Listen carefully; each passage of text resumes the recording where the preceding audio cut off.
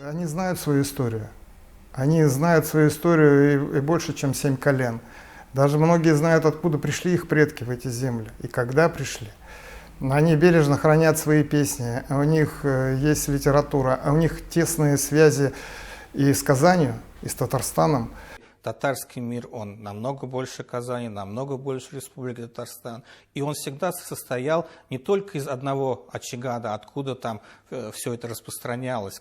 То есть, конечно, в современных условиях нам очень важно, чтобы вот те татары, которые живут сегодня в регионах, чтобы они сохраняли и развивали вот эти позитивные традиции. Этническое самосознание татар, независимо от того, где они живут, оно везде одинаковое. И вот как раз наши этносоциологические исследования показывают, что татары, независимо от того, где бы они жили, они часто выделяют одни и те же признаки. Они говорят о том, что мы чувствуем себя татарами, потому что у нас единый татарский язык, потому что у нас единая общая история, у нас единая религия. И вот эти вот компоненты, которые очень важны для всех татар, они вот как раз служат основанием для того, чтобы говорить о том, что мы единая татарская нация. Всех их связывает общая история, общее происхождение, родственные отношения, семья. И поэтому, мне кажется, если все-таки говорить о возвращении, ну, условном, то вот надо базироваться на вот этих моментах, как история. У нас дальше 300 лет совместное проживание, где мы оформились единой общностью, да? Этнос, да. Это период Золотой Орды. Но и дальше мы называем инерцией единства, это период татарских ханств. Скажем, Казань, она интересна тем, что здесь мы можем привести самый хороший пример того, что вот эти татарские ханства были интегрированы в общую этническую историю государственности.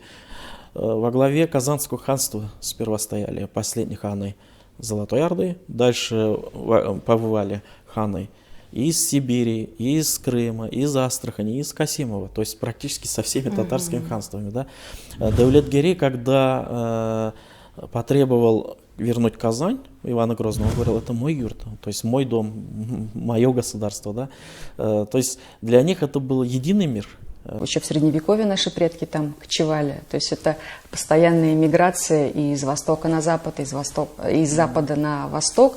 И в этом смысле, конечно же, у нас общая история, одна территория. И здесь особо противопоставлять-то нечего.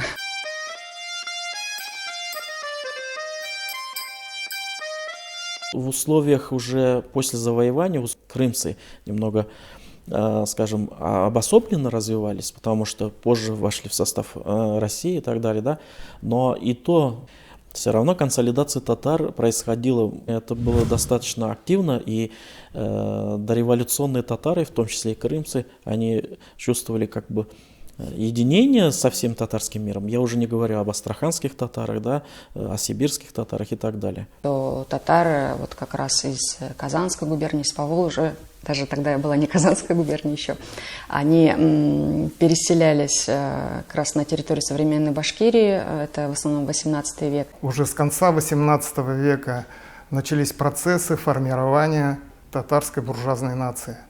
То есть нации, объединенной общей территорией, объединенной общим рынком, объединенной одним языком, одной культурой и, можно сказать, одним менталитетом.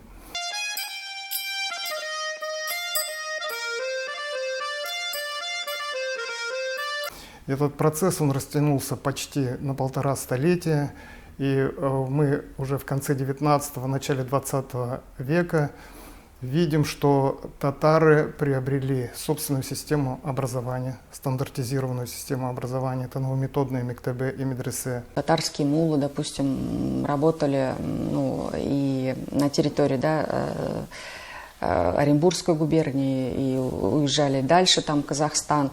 Оттуда ученики Шакирда приезжали учиться в казанских медресе.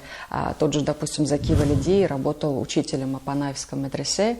И он здесь написал и издал в Казани первый свой исторический труд «История тюрк и татар». Конечно, Казань всегда традиционно являлась центром притяжения, центром культуры, образования, религиозным центром, но все-таки татарский мир, он намного больше Казани. Если мы отсечем вот этот огромный пласт татарского населения, который живет за пределами Республики Татарстан, то тогда у нас не было бы ни Мусы Джалиля, да, который из Оренбурга у нас, и не было бы даже Тукая, который, собственно, где получал это образование. Чем было примечательно это время? Татары там вот строили вот эту вот, создавали новую культуру, но не было же никакой государственной поддержки. Но тем не менее издавались частные газеты, журналы на татарском языке.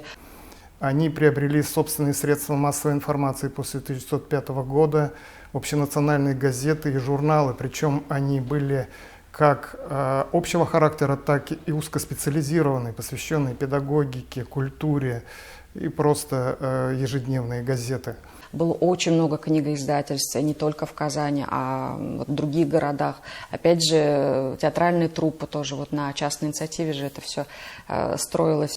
Они в этот момент уже имели собственную сформировавшуюся профессиональную культуру, то есть профессиональных литераторов, писателей, поэтов. Делал очень серьезные шаги татарский театр.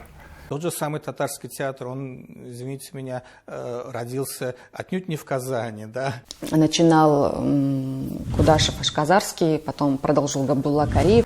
И вот эта вот общенациональная культура, которая соответствовала всем реалиям нового 20-го столетия, она уже характеризовала татарский народ как складывающуюся, уже фактически сложившуюся нацию.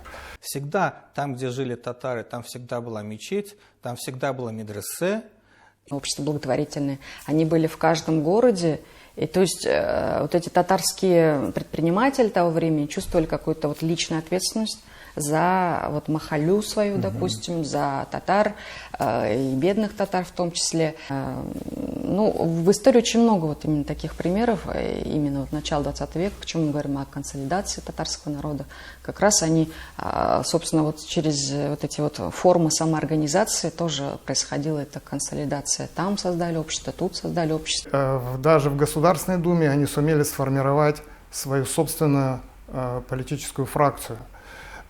Но никогда не стояла речи в тот период, в начале 20 века, о каком-то территориальном разделении, выделении татар из состава России. Напротив, речь шла о национально-культурной автономии, то есть в рамках большого государства определенный учет нужд и интересов культурных, духовных, мусульманского и татарского населения. И этот курс продолжался вплоть до Первой мировой войны. В 1917 году уже начались совершенно иные процессы.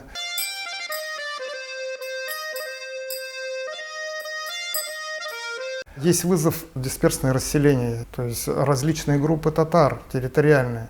Сибирские, астраханские, казанские, мещерские татары, очень много перечислять. Для тех, кто, например, живет, скажем, за пределами Республики Татарстан, у них, конечно, есть своя какая-то специфика местная, региональная, но надо четко понимать, что эта региональная специфика – это только вариации общей национальной татарской культуры. Самая главная ценность, что мы единый народ. В основе вот нашего единства лежит большая и общая наша история, татарская история именно. Потому что все эти вот мелкие различия территориальные, групповые, они ничего по сравнению с той вот огромной историей, которая за нашими плечами.